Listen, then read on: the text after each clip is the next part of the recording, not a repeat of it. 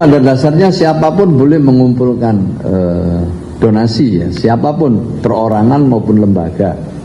Tetapi sebaiknya kalau menurut ketentuan itu izin dulu. Ya, izinnya bisa dari kabupaten, kota, atau juga dari Kementerian Sosial. Kalau tingkat nasional, ya, ngambilnya dari berbagai provinsi, tentu izinnya harus lewat dari Kementerian Sosial. Setiap pengumpulan dana dari masyarakat itu memang ketentuannya harus dipertanggungjawabkan.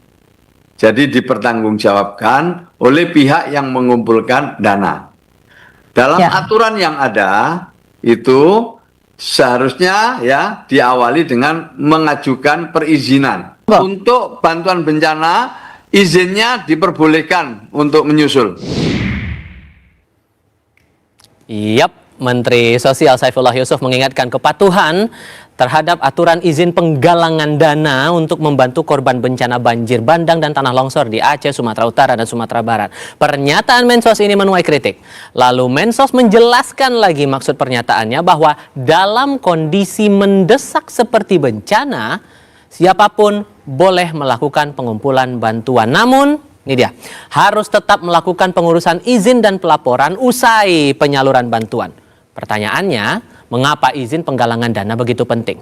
Saya masih bersama staf khusus Kepala Staf Kepresidenan Timothy Ivan Triono dan kreator konten Sherly Anavita. Respon awal dulu Mbak, mencermati pernyataan dari Mensos ini. Yang pertama, bahwa warga itu gotong royong karena bukti peduli. Itu bukti cinta, itu bukti bahwa masyarakat Indonesia itu punya rasa kedermawanan yang sangat tinggi. Dan ini kan bukan baru terjadi 1-2 tahun, Mas. Ini sudah terbukti bahkan puluhan tahun. Ketika ada bencana nasional, buka donasi di Indonesia, keterpanggilan kita untuk saling membantu itu tinggi sekali. Itu yang pertama. Sehingga jangan dilihat ini sebagai sesuatu yang mengganggu wibawa pemerintah. Apalagi hari ini ketika kita punya medsos, amplifying informasi begitu cepat, maka justru ini dilihat sebagai supportingnya pemerintah dalam menanggulangi bencana.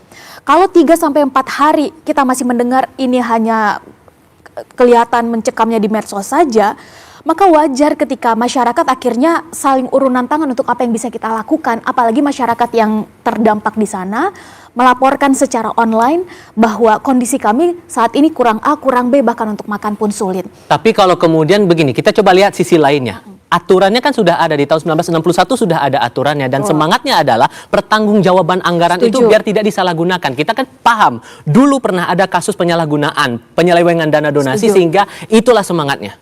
Setuju bahwa pada akhirnya itu harus dipertanggungjawabkan, sah-sah saja, tapi otomatis ketika kita bicara pertanggungjawaban ini maka sama.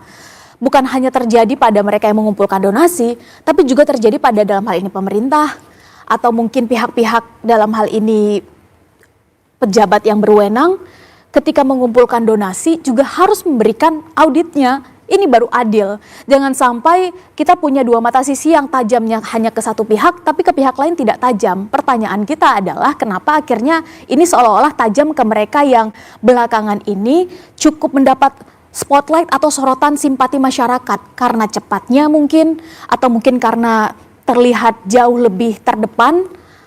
Jangan sampai dalam kondisi bencana seperti ini ada ego-ego tertentu yang dimunculkan karena kita hari ini berhadapan dengan warga, nyawa warga. Dan ketika bicara tentang kondisi darurat seperti ini, rasa-rasanya statement-statement pemerintah yang menyakiti seperti ini cukup cepat menyayat hati. Kalau pakai pertanyaan anak zaman sekarang, Mas Ivan, maksud kenapa kok tiba-tiba Menteri Sosial mengeluarkan pernyataan itu di saat masih ada masyarakat terdampak bencana yang belum dapat bantuan, terisolasi, heli numpang lewat doang. Banyak yang menyatakan hal seperti itu. Tapi kalau urusan seperti ini, urus izin, masih diributin soal izin. Kenapa? Ya, saya secara pribadi dan juga atas nama pemerintah menyampaikan permohonan maaf atas statement-statement penyelenggara negara kita yang dirasa menyakiti hati masyarakat atau kurang empati, begitu. Tetapi balik lagi, saya meyakini bahwa niatnya Pak Mensos itu baik. Seperti yang tadi Mas sampaikan, tujuan aturan itu dibuat kan pasti untuk sesuatu hal yang baik ya. Bahwa Pak Menteri Sosial itu ingin memastikan bahwa penyelenggaraan bantuan ataupun penggalangan dana itu tepat sasaran dan tepat guna. Misal kita bisa mendeteksi siapa penyelenggaranya, siapa pihak yang bertanggung jawab, dalam bentuk apa dana itu nanti akan disalurkan. bagaimana distribusinya, bagaimana pertanggungjawabannya nanti, itu kan bagian dari hal-hal baik yang harus kita hargai begitu. Tetapi memang kalau saya secara pribadi memilih untuk membedakan ini menjadi dua kondisi. Yang pertama ada kondisi normal dan ada kondisi darurat. Ya, ketentuan di dalam Undang-Undang Nomor 6 tahun Undang-Undang Nomor 9 tahun 1961 itu mungkin bisa berlaku dan cocok ketika dalam keadaan normal gitu ya. Tetapi kan sekarang ini kita dalam keadaan darurat, situasi tanggap darurat. Artinya hal-hal yang bersifat administrasi itu penting, tetapi alangkah baiknya jika hal administrasi ini kita kesampingkan terlebih dahulu, dan Pak Presiden kan juga sudah memerintahkan bahwa percepatan penanganan bencana ini harus tanpa ada hambatan birokrasi. Sehingga itu Anda sudah jelas dilakukan oleh sehingga Pak Anda Presiden. mau bilang pernyataan Mensos itu momentumnya tidak tepat kalau dijelaskan sekarang di publik. Ya, saya rasa begini ya, balik lagi. Niatnya Pak Mensos itu baik ya.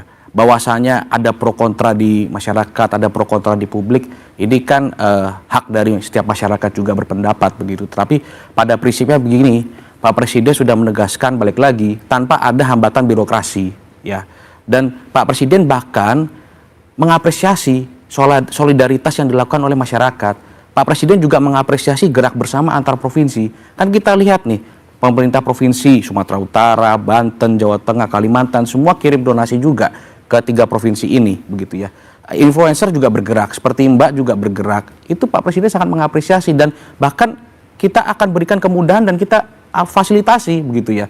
Ambil contoh begini, misalkan Mas Ferry Irwandi yang bergerak mengumpulkan bantuan. Mas Ferry juga menyampaikan apresiasi terhadap TNI Polri yang membantu penyaluran bantuannya menggunakan helikopter sehingga bisa mengakses daerah yang terisolir.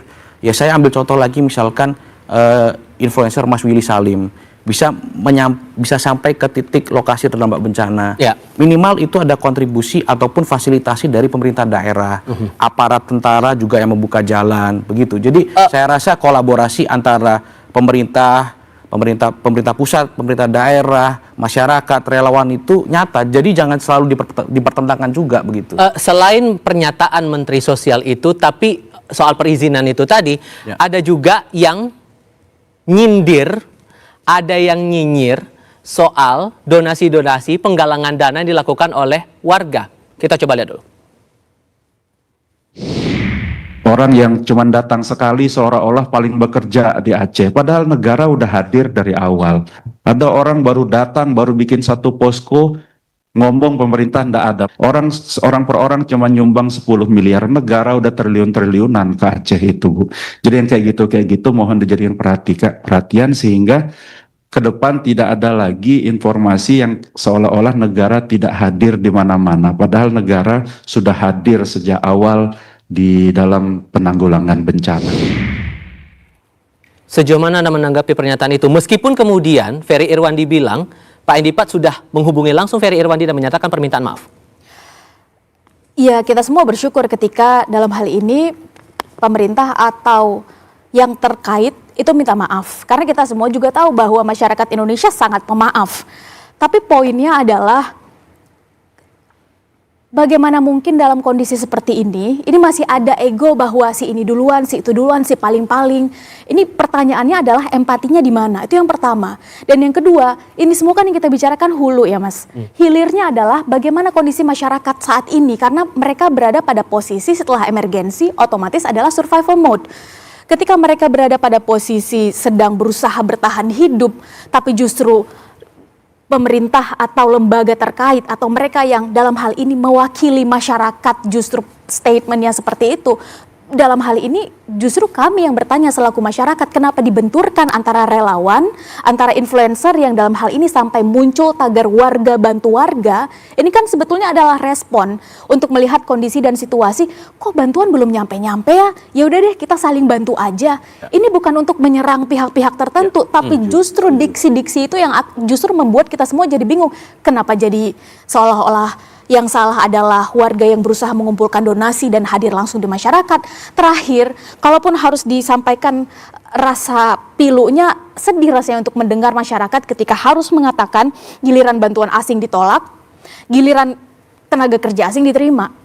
Kalau memang kondisinya seperti ini, nggak bisa kirim bantuan, kirimkan saja kami kain kafan. Ini kondisi ini menggambarkan sebetulnya masyarakat kondisinya saat ini seperti apa? Di tengah kondisi seperti ini, pemerintah masih bisa menyebutkan kalimat-kalimat seperti itu. Ini justru logical fallacy. Apa yang sebetulnya ada di pikiran dan hati pemerintah? Maka apa jaminan yang diberikan pemerintah agar mampu atau bisa memastikan kepada publik penanganan bencana di Sumatera ini betul-betul bisa dilakukan tanpa bantuan dari negara lain? Tetap bersama kami.